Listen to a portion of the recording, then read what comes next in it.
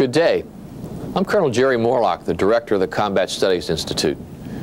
You're about to use a video series which our instructors have prepared for the sole purpose of improving your presentation of M610, The Evolution of Modern Warfare. We've taken care to make the course that you teach as similar to the one taught at Fort Leavenworth as possible, and choose to add these tapes to your libraries in order to give you every advantage as you prepare to teach this new course. These tapes are similar to the weekly train-up sessions which we utilize to prepare our instructors here at Fort Leavenworth. My intent for the tape sessions was to provide you insights and tips on ways to approach the lessons of M610 that were not available in the instructor notes. I've drawn various instructors, military and civilian, into the sessions based upon their specific expertise and historical background. They were asked to just talk to the lesson structure and content, giving you some additional information on the historical context and differing views on how to approach the lessons. These tapes will provide you a wealth of knowledge and direction that will significantly improve your readiness to teach our new history course. One word of caution regarding how to use these training tapes. They are not designed to be substituted for your instruction during the individual lessons of the course. As instructor preparation tapes, train the trainer material if you will, they are inappropriate for direct instruction to students and are not intended for that purpose. Our intent with these tapes is to improve your ability to lead the student seminars by sharing tips and advice from some highly qualified experts. The Combat Studies Institute stands ready to provide whatever additional expertise or assistance that you may require, and we've included the Institute's phone, mail, and email contact information on the tape if you should need it. Good luck with the Evolution of Modern Warfare course. Have a good time.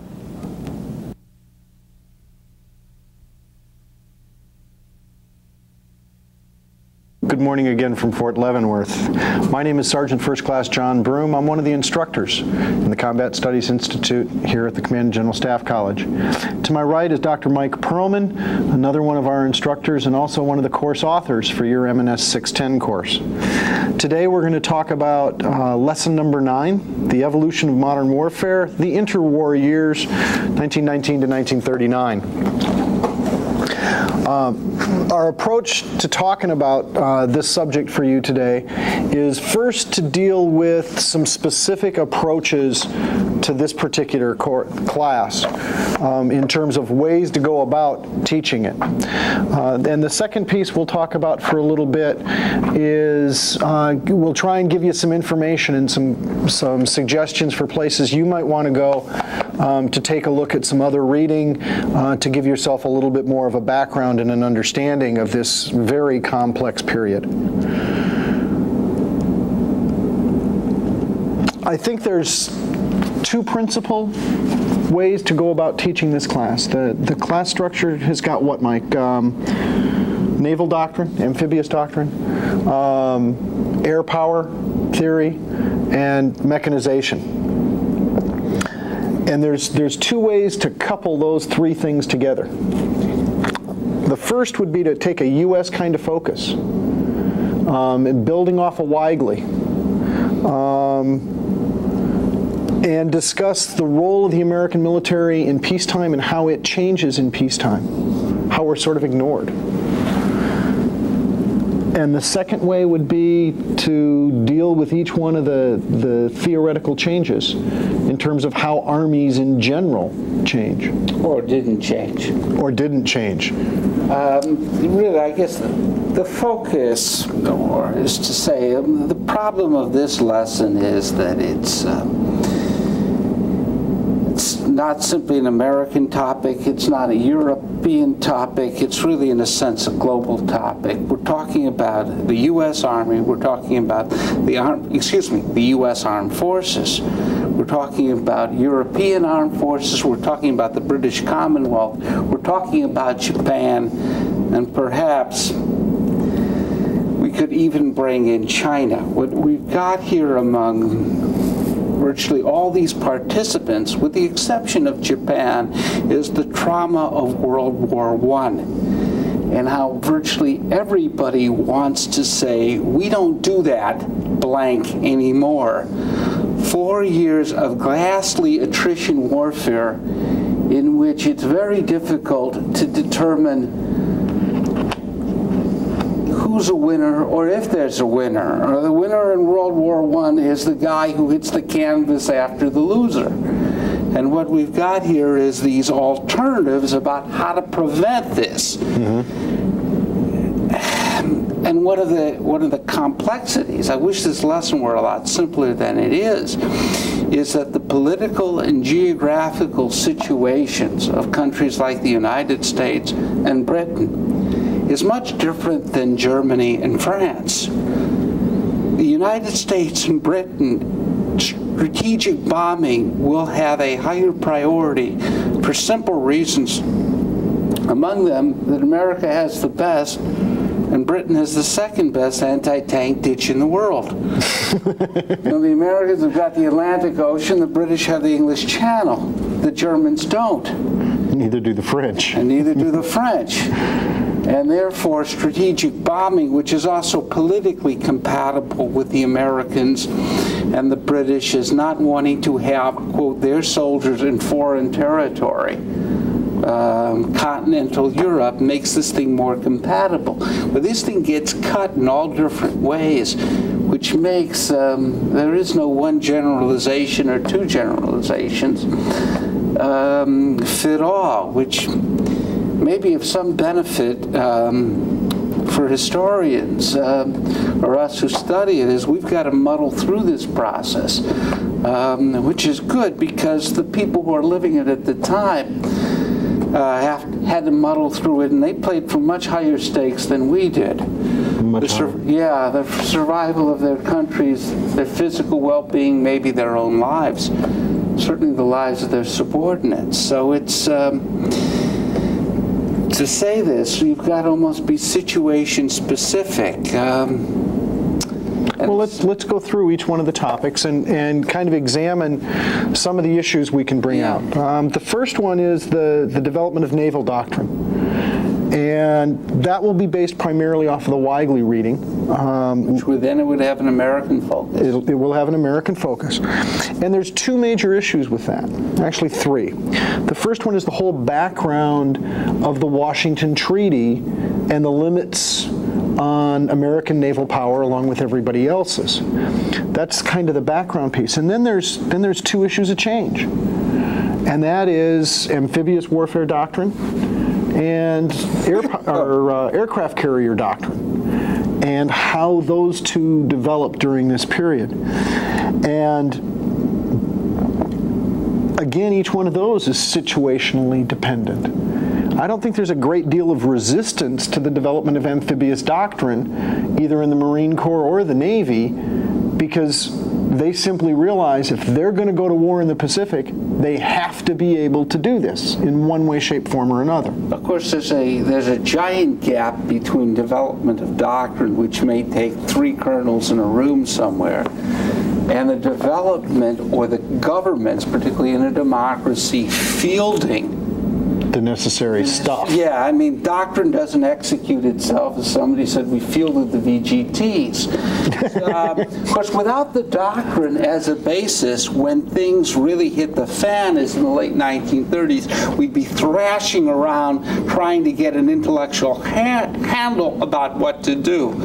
These men who performed a great service in obscurity in the 1920s and the 1930s at least gave the country a direction about what it had to do when it finally paid attention. And maybe this is the function, particularly in the 1930s in an isolationist country, of the great benefit that these Pete Ellis and the rest of these only now known to historians at the time dying in obscurity performed for the country. At least because they gave us that doctrine when the country became serious, it at least had a direction about how what it would do if it became serious. Right, they'd thought through the problems. They thought through the problems they saw. Now, obviously, you can't do it in great minutia. In 1943 in Interwar, we found all types of problems in execution, which is where the rubber hits the road and where things become important, such as shore to ship communications. But at least we had the focus, and of course there's a terrible cost for experience where you find out it's these little things, the devil's in the details. But they got the orientation. Boy, we'd be in awful difficult shape. Pearl Harbor, if we said, my God, now, what? Let's fund the RAND Corporation and get a report in 6 years. Anyway, think about how to do it. Yeah. And the second piece of the doctrine kind of issue with the Navy is the rise of the aircraft carrier. And now with that one, there is a tremendous debate and struggle within the American Navy, and for that matter within the British Navy, and to a lesser extent the Japanese forces. A real struggle between the gun club and the battleship guys and the aircraft carrier guys. And it's not really clear coming out of the 1930s which one is going to be the war winner. So I'm sure experts in this topic can debate after the fact what's the war winner. There will be in retrospect, people who are typical, particularly in general, downplay the function of the battleship in the war. Remember, there is nothing that begins in World War II for the United States, no operation of any significance that doesn't begin with an amphibious invasion. And battleships are absolutely crucial for softening up the battlefield and giving fire support for amphibious invasions.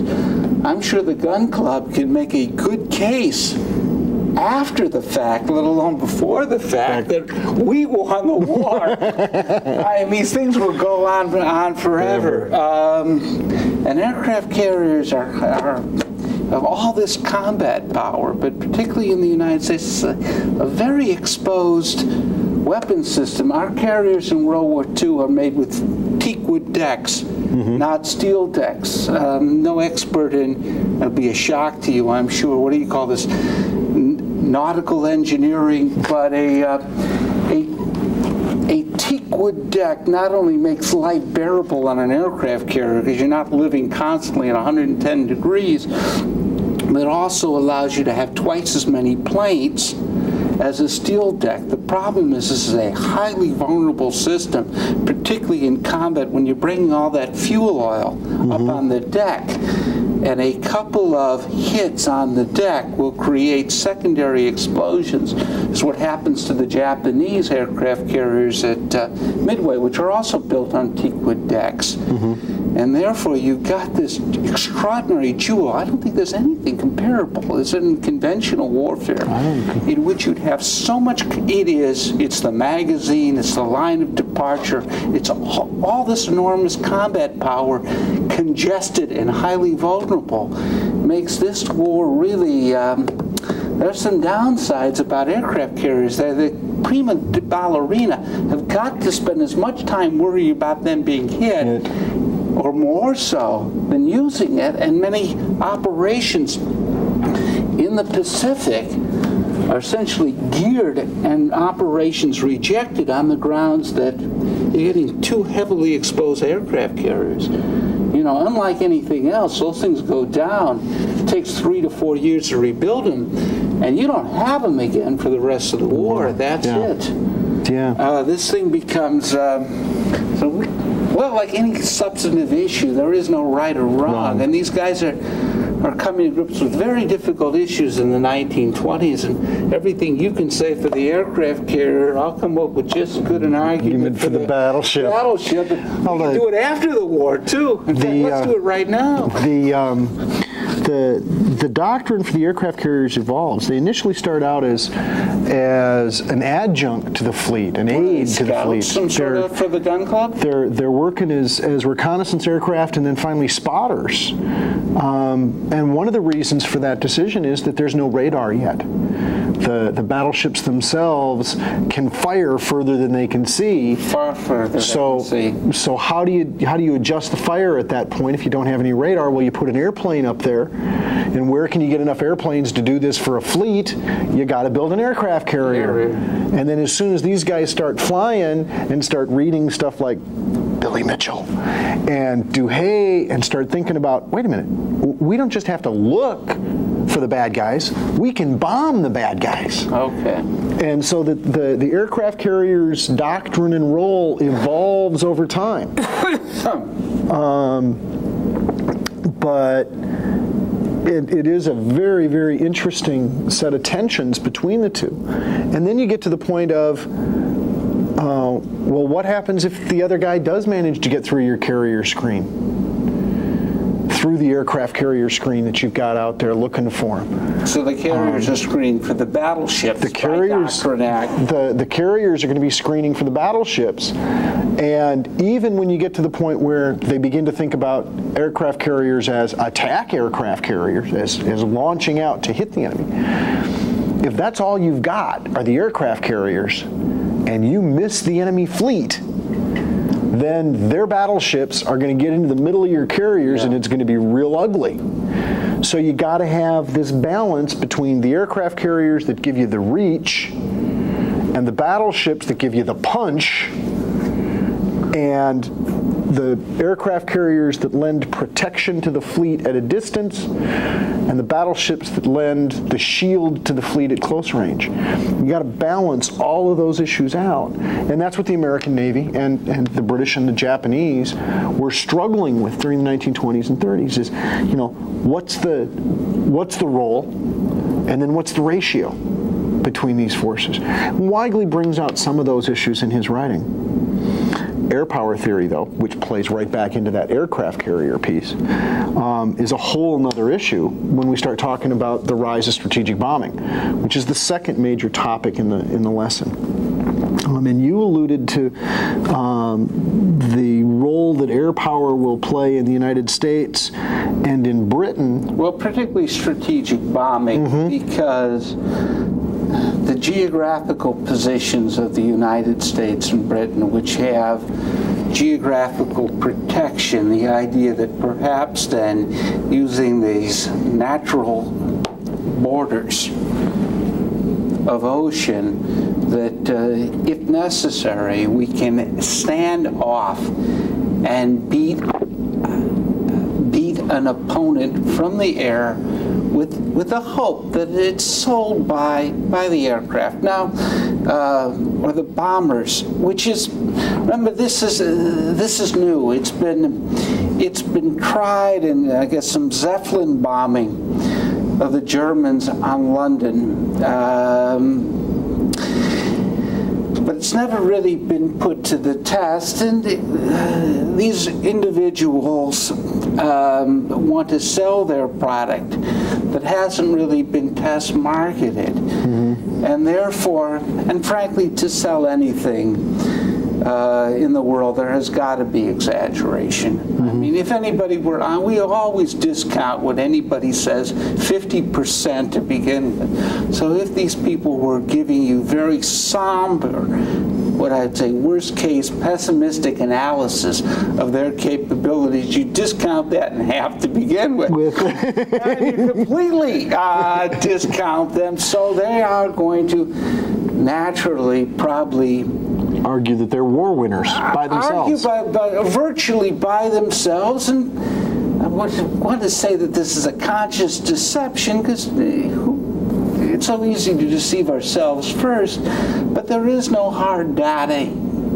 to either to discount them, and obviously they are putting great faith in what they're doing. And there's other things, I'm not sure in the British system, but in the American system is where the Army Air Force is still a branch of the Army. Now nobody's being funded, but at least the Air Force can claim we've got martyrs, because they are taking off in these terrible planes, trying to land in these terrible airfields with virtually no communications. They've got semi-wartime casualties during a peacetime environment, yeah. which, you know, at least if I know you're in the armor thing, your thing doesn't work. You know, you kick the treads, you hitchhike home. Those guys don't work. You know, it goes down. You've got 2 more martyrs there come Friday night, so they are particularly going to be perhaps over-enthusiastic, saying we got the war winner, because life for them being underfunded is far more dangerous than it is for anybody else. Although the Air Corps was funded more than the rest of the Army was, because of that strange attraction the Americans have for the new gizmo. Yeah, okay. And the flyers were romantic, and they were romanticized. Yeah, romanticized. Oh, you don't want to say romantic, not on television. We'll leave that one go. But they became idols. They became idols for the public. Well, in the war, okay, but I'm not sure they were necessary military flyers. Obviously, the closest thing we really had to a national hero in the 1920s is Charles Lindbergh, obviously. Right. But the whole aviation industry as a whole was the focus of a whole lot of attention.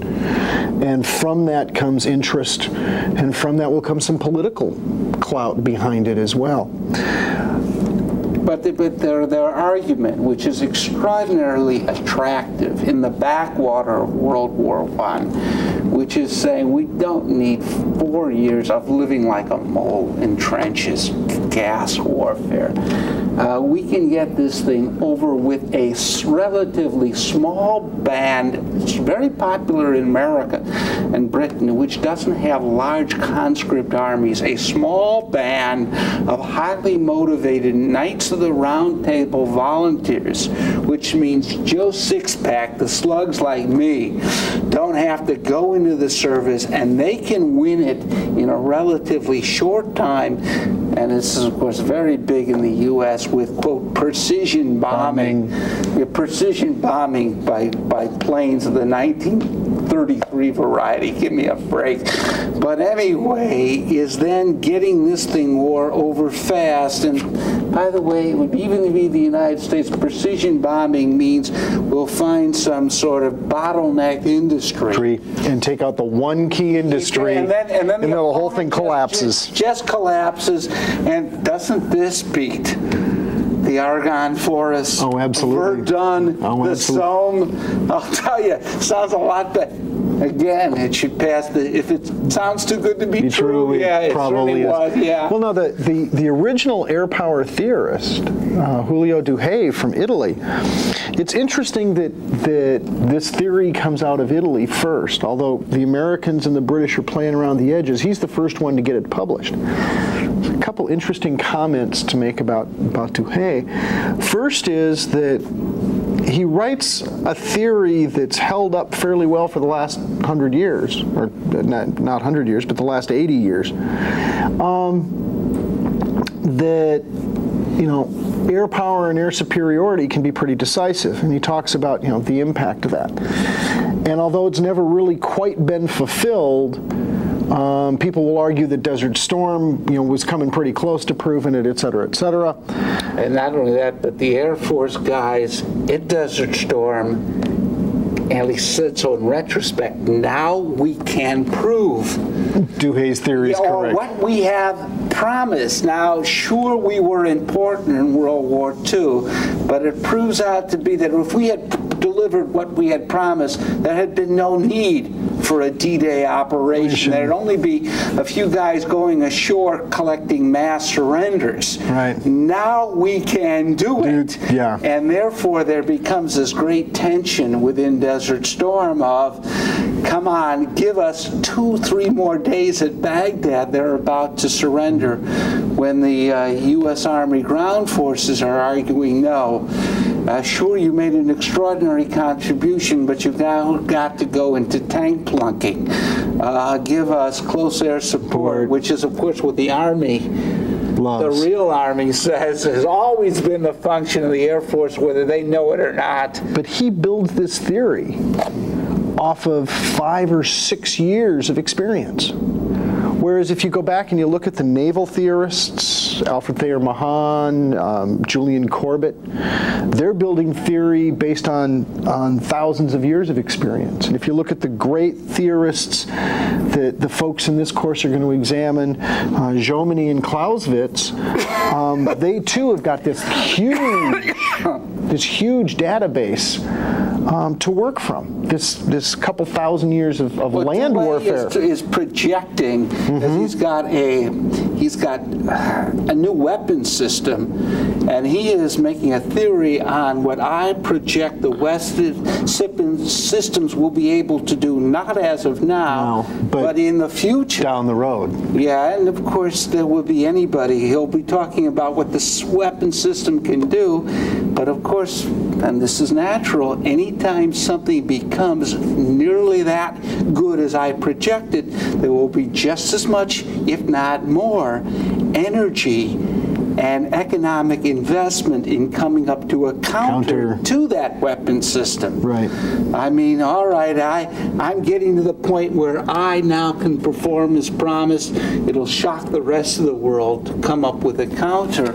In the case of the British, radar, to protect themselves from the Germans. Defense. And air defense. So there's a whole lot of issues we can bring out as we talk about air power and air theory. And then there's, of course, the true love of my life, the whole mechanization issue. That says something about your life, okay? the guys like JFC Fuller, Liddell Hart, Adna Chaffee here in the United States, de Gaulle, the famous Guderian name that everybody seems to associate with the development of the Panzer Force. And here again, there's a lot of tension between the conservatives who are going, yeah, tanks are really nice, they're great for trench warfare, but we're not going to do trench warfare anymore, so they're not going to be real important. Interestingly, you mentioned these theorists, or I think you just mentioned 5 names, only one being a German. There are lots of the differences between ideas and a national commitment to practice the ideas. The British, who, if forced to go back to the continent, would much prefer strategic bombing. Fuller and somewhat hard are prophets who are much more honored abroad than they are in Britain. De Gaulle is an unknown colonel, virtually a kind of an irritant to the French General Staff, whose career is about to explode and die the minute the French win the Battle of 1940. Guess what? He's saved by the Germans. Chaffney, or else even in the United States, I guess his greatest disciple, Patton, spends his life, as he would say, in captivity to the doughboys. It is the infantry which runs World War World War II, the Fort Benning Mafia. George Marshall and Omar Bradley Eisenhower, his disciples. This is the difference between here in theory and in practice. In Germany, which pays far less, virtually no attention to strategic bombing. Their weapon of choice is the Stuka dive bomber to give close air support for armor. Is Germany's geographical position is, guess what? If we don't win the close battle, there is no other battle. And therefore, the ideas, which are worldwide, anybody can choose them. None of this stuff is private. It's the Germans who choose to make this national policy. While these other things are ideas of theorists, but there will be no commitment behind this doctrine. I guess, well, you know the French much better than I do. It'd be interesting why, because they have the same geographic and political the problems that the Germans have. The Germans, however, for whatever reason, decide that maybe because they lost World War I, is that they will have to take the Guderians seriously, while the French have their own equivalent in de Gaulle, who is in effect turned out to exile.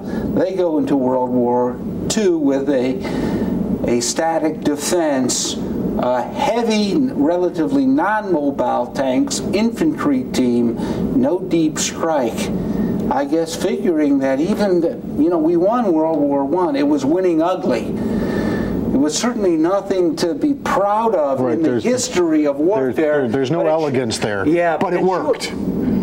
It was horrible, but we survived it. And any repeat, the Germans will crack before we do. They are a relatively small nation in the midst of the world. We win ugly wars of gross national product because we get the English as an ally, they get the Americans as the ally, we have the Russians or now the Soviet Union on the other side. Sooner or later, the elephant crushes, or the ponderous heavyweight, even if he's a plug, crushes the world-class lightweight just out of mass. Well, we can look at the case of Britain and France in particular, since they're the ones that the reading will focus on. And let's go back to the French for just a minute. There's some things that set the French apart from the Germans in terms of their strategic position. The French took tremendous losses in the First World War. Virtually half of the adult male population was wounded in one way or another, killed or wounded during the First World War. Their worst ones were in taking the tactical offense. Right, exactly. Every time they'd launch out on the offense in World War I, they were just massacred. So they developed a very careful technique toward the end of the war of very limited offensives, a lot of preparation, very, very methodical approach to the battle. That will be their tactical approach as they go into World War II. Even more so, in a sense. The difference between World War I and World War II is that, well, in World War I, the French had lost the last war to the Germans, 1870. They have territory to liberate, to take back. This is the impulse. They have to take the offense. In World War II, in 1939, 1940, they want to protect what they have. It is the Germans who have the political and strategic necessity to take the offense. So the French could say, lesson learned World War I is that he who takes the offense is just not a 3-to-1 disadvantage. Who knows to 8 to 9 to 1 disadvantage taking the offense. Let's sit back. In effect, to the point that we even have tanks, it's to get us to the point of battle. Very heavy, ponderous tanks going about the speed of straight-legged infantry, 3 lanes an hour. And if we can hit the Germans and head on, or they can hit us, rather when we take our firing positions, we're going to stack them up like cordwood. I guarantee it. Well, there's some domestic and diplomatic pieces to why the French end up with this defensive doctrine. They've got a population of 40 million. The Germans have 80 million. So if France tries to fight Germany by herself, she's lost. She doesn't have the industrial capability on her own. She doesn't have the population base on her own. So she has to draw in allies. And it would look much better if I'm on the self-defense rather than taking the offense. I'll have this opprobrium that goes with it. Absolutely. But the French also figured that it's going to take some time to bring those allies in. And who are the two key allies? The British and the Americans. Both of whom who vow up through 1938 that we're never going to go to Europe again. Another one I guarantee. And they also have small professional armies. So if they're going to come to the continent, and the French are convinced that the situation will be bad enough that, yeah, they will. They need time to mobilize. It took the British 2 years to mobilize Kitchener's armies from 1914 to 1916 before they could put them en masse on the continent. It was about the same time period for the Americans. If we declare war in April of 1917, we really start fighting in August of 1918 in a big way. But even then, there's not a whole lot of Americans involved yet, and it's going to be the spring of 1919 before that huge American force is ready. Well, that was the prediction. That's the prediction. So we need 2 years. If we're the French, we need 2 years for our allies to mobilize. We have to hold the line for 2 years. From that flows the Maginot Line. Then domestically, you have the whole issue of the revulsion against the war, the split between right and left, the inability to develop a major national consensus, a war exhaustion, small year groups that leads to a desire to save money, to economize on the army, which eventually will lead to 2-year terms of service, 18-month terms of service, 1-year terms of service, and finally 6-month terms of service. They're training soldiers and releasing them in 6 months. And therefore, what they can train them for, even at the best, is to defensive warfare. Yeah, is to get yourself in a bunker with a slit out the middle and pull triggers. And pull triggers. This was considered, as you say, France has got enough problems in the world with Germany, and they make their things even worse by politicizing their military defense posture. In other words, what is politically correct. And the left in France is just paranoid as the left in some other countries, which I will not name, such as the United States, which sees 2 Army officers together and they think there's going to be a coup. Is that they do want to, quote, get in all the Joe Six-packs, rather than having this band of brothers in the armor units. A professional army. Yes, which can then do these deep strike operations, which obviously takes a career commitment and a career of training, is considered politically incorrect. It's far more compatible to a to have a people's army. Yeah, for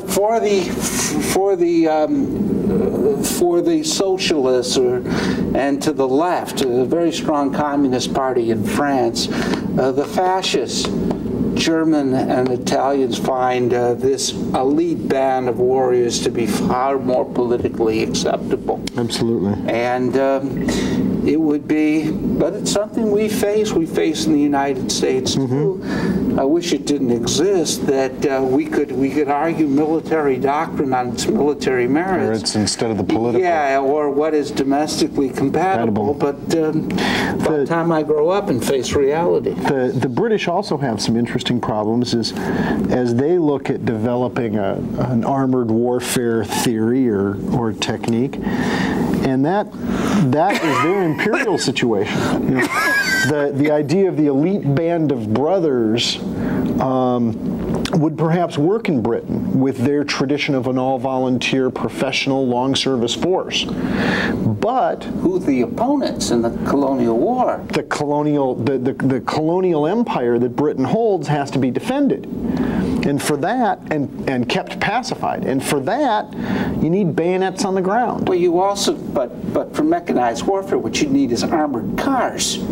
Light stuff. Tanks, by the way, if you would add, who is the most likely opponent that the U.S. ground forces will fight for 1919 in these contingency planning through 1938? John, you tell me. Mexico? Mexico. I mean, how heavy do you have to be for that?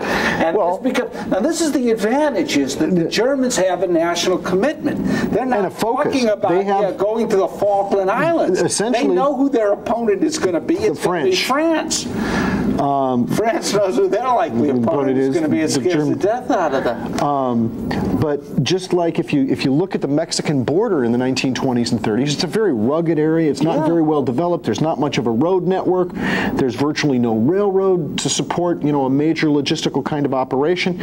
So what do you need? You need horse-mounted cavalry, wagons, the kind of stuff that can go on its own and do its own thing. It's going to be an armored car, which ain't going to be as much that big big a gas guzzler. Right. So, you know, and with the British, the northwest frontier of India,